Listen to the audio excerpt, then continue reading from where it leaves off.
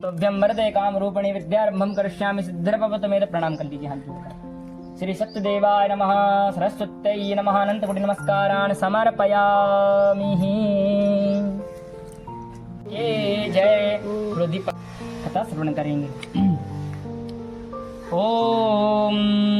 एक समय ने शरण तीर्थ में सोनकादि 88,000 ऋषियों ने श्री सूत जी से पूछा, हे प्रभु, इस कलयुग में वेद विद्या रहित मनुष्यों को प्रभु भक्ति किस प्रकार से मिलेगी तथा उनका उद्धार कैसे होगा? इसलिए हे मुनि, ऐसा कोई तप कहिए जिससे थोड़े समय में पुण्य प्राप्त हो जावे तथा मनवांछित फल भी मिले। यह कथा सुनने की हमारी बहुत इच्छा है। सर्वशास्त्र ज्ञाता श्री सूत जी बोले, हे वैष्णव मैं पूज्य, आप सबने प्राणियों के हित की बात पूछी है। अब मैं उस श्रेष्ठ व्रत को आप लोगों से कहूंगा जिस व्रत को नारद मुनि ने श्री लक्ष्मी नारायण से पूछा था और जिस प्रकार लक्ष्मी पते ने श्री मुनि नारद श्रेष्ठ से कहा था, सो ध्यान से सुनो। एक समय योगीराज नारद जी दूसरों के हित की इच्छा से अनेक लोकों में घूमते हुए मृत्यु लोक में आ पहुंचे। यहाँ अनेक योनियों में जन्मे हुए प्राह सभी मनुष्यों को अपने कर्मों द्वारा अनेकों दुखों से पीड़ित देखकर सोचा कि किस यत्न के करने से ही निश्चय ही प्राणियों के दुखों का नाश हो सकेगा। ऐसा मन में सोचकर विष्णु लोक को गए। वहाँ श्वेत वर्ण और 4 भुजाओं वाले देवों के देव श्री नारायण को देखकर जिनके हाथों में शंख चक्र गदा और पद्ममाला पहने हुए थे तथा उनकी स्तुति करने लगे कि हे भगवान, आप अत्यंत शक्ति से संपन्न हैं। मन तथा वाणी भी आपको नहीं पा सकते। आपका आदि मध्य अंत नहीं है। निर्गुण स्वरूप सृष्टि के आदि भूत व भक्तों के दुखों को नष्ट करने वाले हो। आपको मेरा बारंबार नमस्कार है। नारद जी से इस प्रकार की स्तुति सुनकर विष्णु भगवान बोले, हे मुनि श्रेष्ठ, आपके मन में क्या है? आपका किस काम से यहाँ पर आगमन हुआ है? मुझसे निसंकोच कहो। तब नारद मुनि बोले, मृत्यु लोक में सब मनुष्य अनेक योनियों में पैदा हुए हैं। अपने अपने कर्मों के द्वारा अनेक प्रकार के दुखों से दुखी हो रहे हैं। हे नाथ, मुझ पर यदि दया रखते हो तो बतलाइए कि उन मनुष्यों के सब दुख थोड़े से ही प्रयत्न करने से कैसे दूर हो सकते हैं। श्री भगवान बोले, हे नारद, मनुष्यों की भलाई के लिए तुमने बहुत अच्छी बात पूछी है। जिस काम के करने से मनुष्य मोह से छूट जाता है वह व्रत मैं तुमसे कहता हूँ, सुनो। बहुत पुण्य प्रदान करने वाला स्वर्ग लोक तथा मृत्यु लोक दोनों में दुर्लभ एक उत्तम व्रत है। आज मैं प्रेम बस होकर तुमसे कहता हूँ। सत्यनारायण भगवान का यह व्रत अच्छी तरह विधि पूर्वक करने से मनुष्य आयु पर्यंत यहाँ सुख भोग कर मरने पर मोक्ष को प्राप्त होता है। श्री भगवान के वचन सुनकर नारद मुनि बोले कि उस व्रत का क्या फल है, क्या विधान है और किसने यह व्रत किया है और किस दिन यह व्रत करना चाहिए, विस्तार से कहिए। विष्णु भगवान बोले, दुख शोक आदि को दूर करने वाला, धन धान को बढ़ाने वाला, सौभाग्य तथा संतान को देने वाला यह व्रत सब स्थानों पर विजय करने वाला है। भक्ति और श्रद्धा के साथ किसी भी दिन मनुष्य श्री सत्यनारायण की प्रातः काल के समय ब्राह्मणों और बंधुओं के साथ धर्म परायण होकर पूजा करे।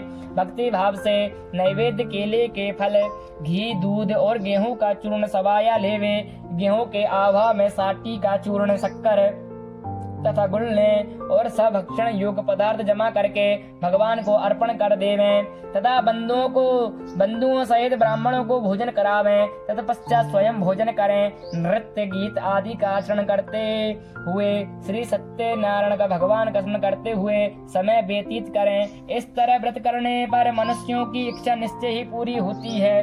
विशेषकर कली काल में भूमि पर ही मोक्ष का सरल उपाय है। श्री रेवा खंडे सत्यनारायण व्रत कथायां प्रथम अध्याय संपूर्णम। श्री सत्यदेव भगवान। सूत जी बोले, हे ऋषियों, जिसने पहले समय में इस व्रत को किया है उसका इतिहास कहता हूँ, ध्यान से सुनो। सुंदर काशीपुरी नगरी में एक अत्यंत निर्धन ब्राह्मण रहता था। वह भूख और प्यास से बेचैन हुआ नित्य पृथ्वी पर घूमता रहता था। ब्राह्मणों से प्रेम करने वाले भगवान ने ब्राह्मण को दुखी देखकर बूढ़े ब्राह्मण का रूप धरकर उसके पास जाकर आदर से पूछा कि हे विप्र ब्राह्मण, नित्य दुखी हुआ पृथ्वी पर क्यों घूमता है? हे श्रेष्ठ ब्राह्मण, यह सब मुझसे कहो, मैं सुनना चाहता हूँ। ब्राह्मण बोले कि मैं निर्धन ब्राह्मण हूँ, भिक्षा के लिए पृथ्वी पर फिरता हूँ। हे भगवान, यदि आप इसका कोई उपाय जानते हो तो कृपा करके मुझसे कहो। वृद्ध ब्राह्मण बोला कि हे सत्यनारायण भगवान का मनवांछित फल देने वाले हैं, इसलिए हे ब्राह्मण तू उनका पूजन कर, जिसके करने से मनुष्य सब दुखों से मुक्त होता है। ब्राह्मण को व्रत का सारा विधान बतलाकर बूढ़े ब्राह्मण का रूप धारण करने वाले श्री सत्यनारायण भगवान अंतर ध्यान हो गए। जिस व्रत को वृद्ध ब्राह्मण ने बतलाया है मैं उसको करूंगा, यह निश्चय करने पर उसे रात में नींद भी नहीं आई। वह सवेरे उठे सत्यनारायण के व्रत का निश्चय कर भिक्षा के लिए निकला। उसको भिक्षा में बहुत सा धन प्राप्त हुआ, जिससे बंधु बांधवों के साथ उसने सत्यनारायण का व्रत किया। इसके करने से वह ब्राह्मण सब दुखों से छूटकर अनेक प्रकार की संपत्तियों से युक्त हुआ। उस समय से वह ब्राह्मण हर मास व्रत करने लगा। इस तरह सत्यनारायण भगवान को के व्रत को जो करेगा वह मनुष्य सब दुखों से छूट जाएगा।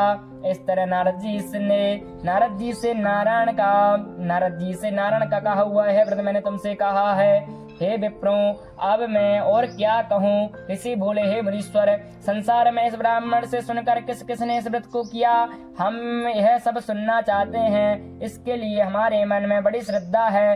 सूत जी बोले, हे मुनियों, जिसने इस व्रत को किया है वह सब सुनो। एक समय एक ब्राह्मण धन और ऐश्वर्य के साथ बंधु बांधवों के साथ व्रत करने को तैयार हुआ। उसी समय एक लकड़ी बेचने वहाँ बूढ़ा आदमी आया और वह लकड़ियों को रखकर ब्राह्मण के मकान में गया। प्यास से दुखी लकड़हारा उनको व्रत करते देखकर ब्राह्मण को नमस्कार कर कहने लगा कि आप यह क्या कर रहे हैं और इसके करने से क्या फल प्राप्त होता है, कृपा करके मुझसे कहो। ब्राह्मण ने कहा, सब मनोकामनाओं को पूरा करने वाला यह सत्यनारायण भगवान का व्रत है। इसकी ही कृपा से मेरे यहाँ धन धान की आदि की वृद्धि हुई है। ब्राह्मण से इस व्रत के बारे में जानकर लकड़हारा बहुत प्रसन्न हुआ। शरणामृत ले और प्रसाद खाने के बाद अपने घर को गया। लकड़हारा ने अपने मन में इस प्रकार संकल्प किया कि आज नगर में लकड़ी बेचने से जो मुझे धन प्राप्त होगा उसी से मैं भी श्री सत्यनारायण देव का उत्तम व्रत करूंगा। यह मन में विचार कर वह बूढ़ा आदमी लकड़ियां अपने सर पर रखकर जिस नगर में धनवान लोग रहते थे ऐसे सुंदर नगर में गया। उस रोज वहां पर उसने लकड़ियों का दाम पहले दिनों से चौगुना मिला। तब वह बूढ़ा लकड़हारा दाम ले और अति प्रसन्न होकर पक्के केले की फुली, शक्कर, घी, दूध, दही और गेहूं का आटा इत्यादि सत्यनारायण भगवान के व्रत की कुल सामग्रियों को लेकर अपने घर गया। फिर उसने अपने भाइयों को बुलाकर विधि के साथ भगवान जी का पूजन और व्रत किया। उस व्रत के प्रभाव से वह बूढ़ा लकड़हारा पुत्र धन पुत्र आदि से युक्त हुआ और संसार के समस्त सुख भोग कर वैकुंठ धाम को चला गया। स्कंदे पुराणे रेवा खंडे द्वितीय अध्याय संपूर्णम। श्री सत्यदेव भगवान जय। तृतीय अध्याय। सूत जी बोले, हे श्रेष्ठ मुनियों, अब आगे की कथा कहता हूँ सुनो। पहले समय में उल्का मुख नाम का एक बुद्धिमान राजा था। वह सत्य वक्ता और जितेंद्रिय था। प्रतिदिन देव स्थानों पर जाता तथा गरीबों को धन देकर उनके कष्टों को दूर किया करता था। उसकी पत्नी कमल के समान मुख वाली और सती साध्वी थी। भद्रशिला नदी के तट पर उन दोनों ने श्री सत्यनारायण का व्रत किया। उस समय में वहाँ एक साधु वैश्य आया। उसके पास व्यापार के लिए बहुत सा धन था। वह नाव को किनारे पर ठहरा कर राजा के पास आ गया और राजा को व्रत करते हुए देखकर विनय के साथ पूछने लगा कि हे राजन, भक्ति युक्त चित्त से आप यह क्या कर रहे हैं? मेरी सुनने की इच्छा है, सो आप यह मुझे बतलाइए। राजा बोला, हे साधु, अपने बांधवों के साथ पुत्र आदि की प्राप्ति के लिए यह महान शक्तिवान सत्यनारायण भगवान का व्रत व पूजन किया जा रहा है।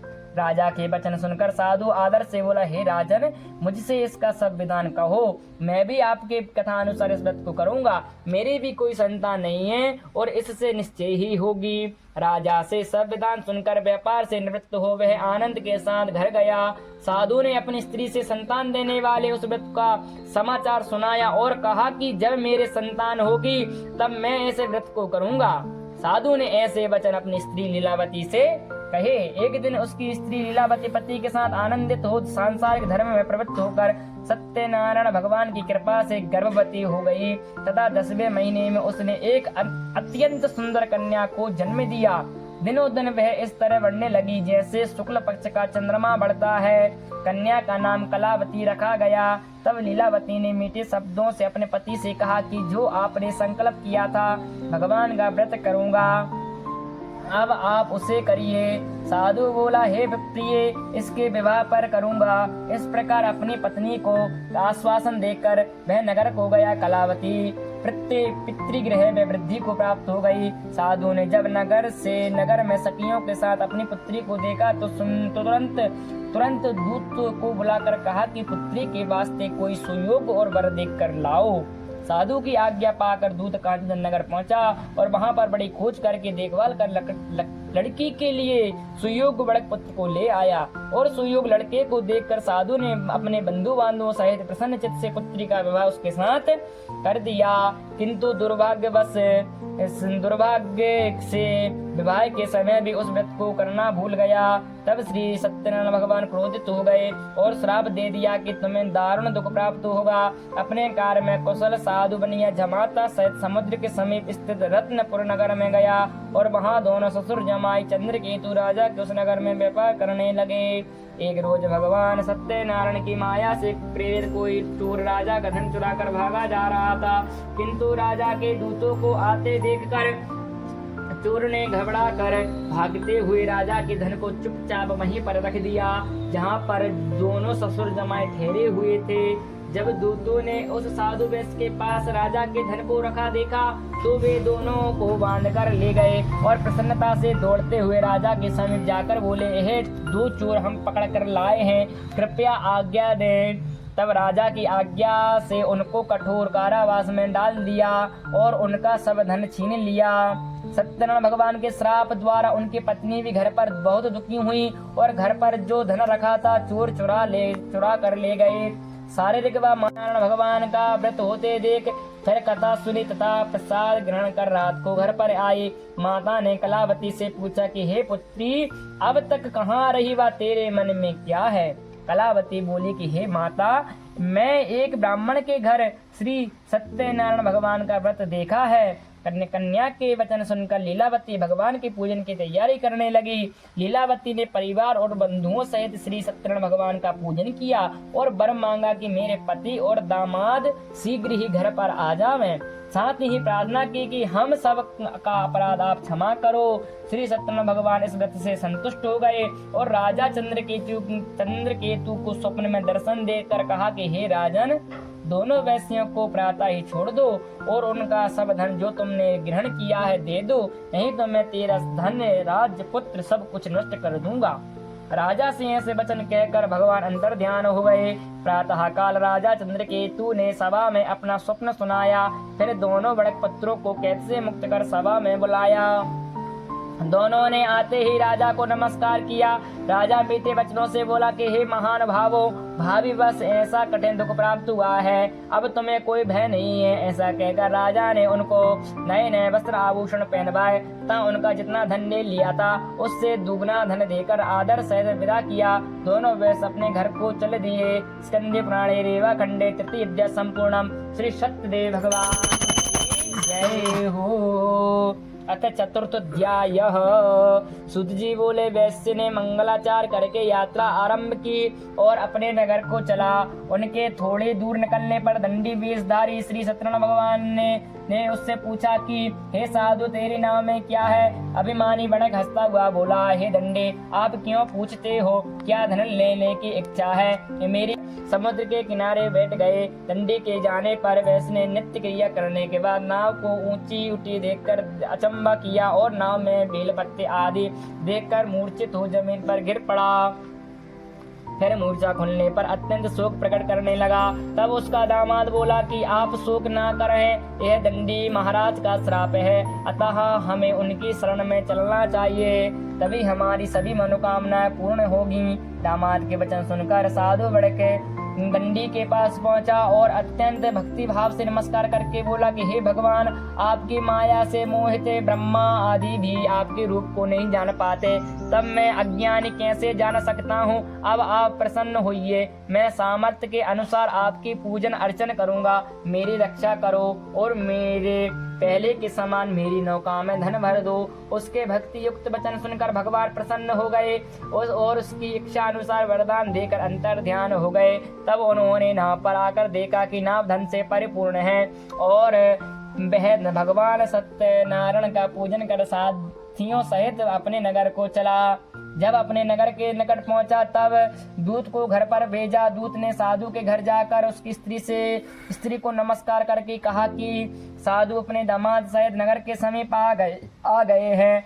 ऐसा वचन सुन साधु की स्त्री ने बड़े हर्ष के साथ सत्यदेव का पूजन कर पुत्री से कहा, मैं अपने पति के दर्शन करने को जाती हूँ, तू भी काम करके जल्दी से आ जाना।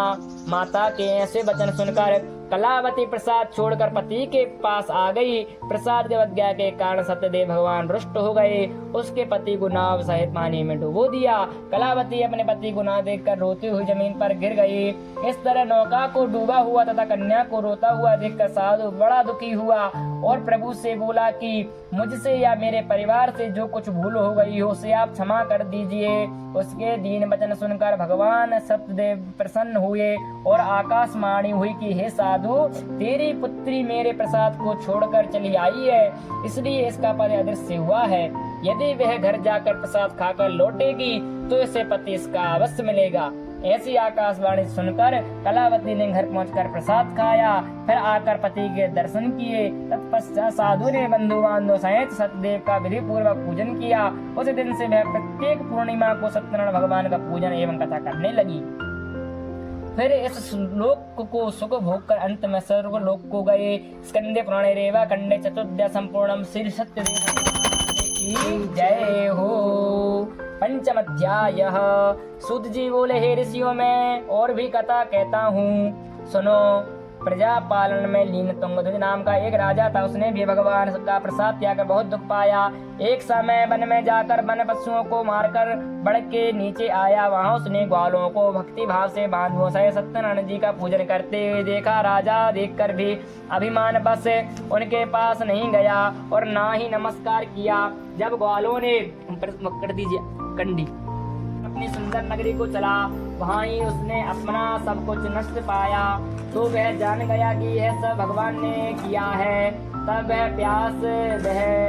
वह विश्वास कर ग्वालों के समीप गया और विधि पूर्वक पूजन कर प्रसाद खाया। तो सत्यदेव की कृपा से पहले जैसा था वैसे ही हो गया।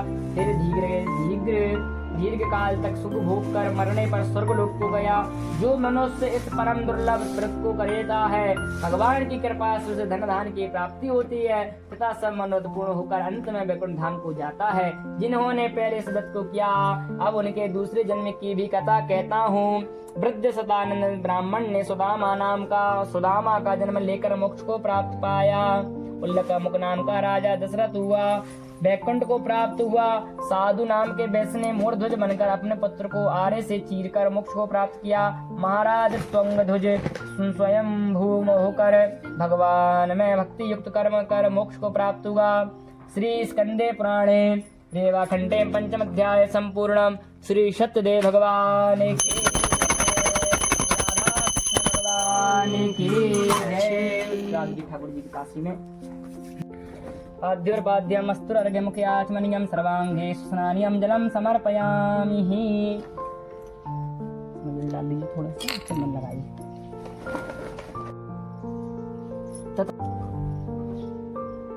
निवेदम निवेदन उस मिठाई के पीस निकालिए एक तरफ से।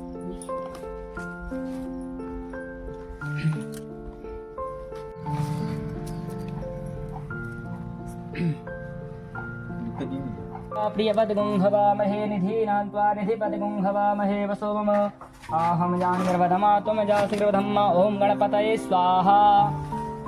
ओम अम्बे अम्बिकिं बालिके नमानयति कश्चन शाश्वतस्वगः सुभद्रिकाङ्कां पीलवासिनीम्मा। ओम अम्बिकायै स्वाहा। ओम तद्वाजा ब्रह्मणा भिन्नमान सदा शास्त्रे जदमान हृभिः अहिडमहन वरुणे हवोत् दीर्घं समाना प्रमुखीः। ओम बं वरुणाय स्वाहा। ओम गौरी पद्मासे मेधा सावित्री विजया जया देवसना सुधा स्वाहा। मातरो लोकमात्रा धृतिपुष्टरा तुष्टिरात्मना कुलदेवता गणेशेन हयिता विद्या पूज्य षोडशां कुलदेव्यै स्वाहा।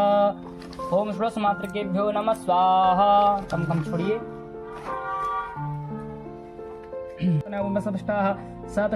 विवाह ब्रह्मणे स्वाहा। स्वाहा बोलते विवाह होती देना है ना। ओम विष्णवे स्वाहा। ओम रुद्राय स्वाहा। ओम महाकाल्ये स्वाहा। ओम महालक्ष्मी स्वाहा।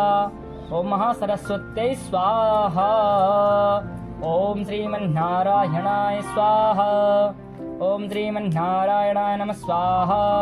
ओम श्रीमन्नारायणाय नमः। पूर्णात् पूर्णमुदच्यते पूर्णस्य पूर्णमादाय पूर्णमेवावशिष्यते। ओम पूर्णाहुति नमः स्वाहा।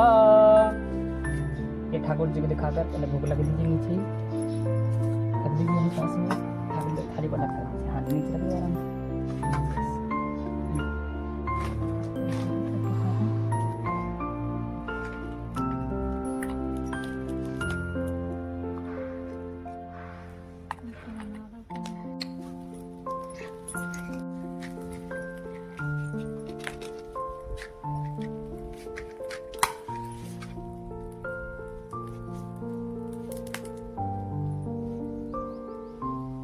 ओम जय लक्ष्मी स्वामी जय लक्ष्मी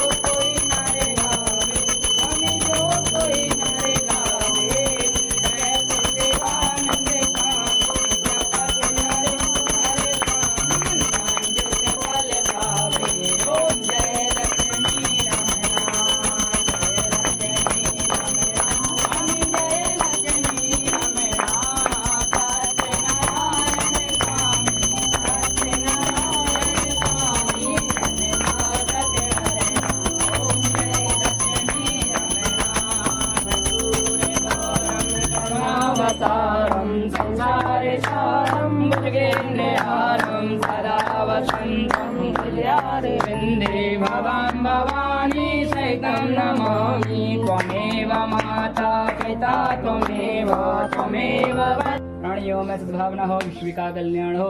गौ माता की जय हो, आज के आनंद की जय हो, माता पिता चरणों की जय हो, सद्गुरुदेव भगवान की जय हो। जय जय श्री राधे श्याम, जय जय श्री राधे श्याम, जय जय श्री राधे श्याम। नमः पार्वती पते हर हर महादेव हर।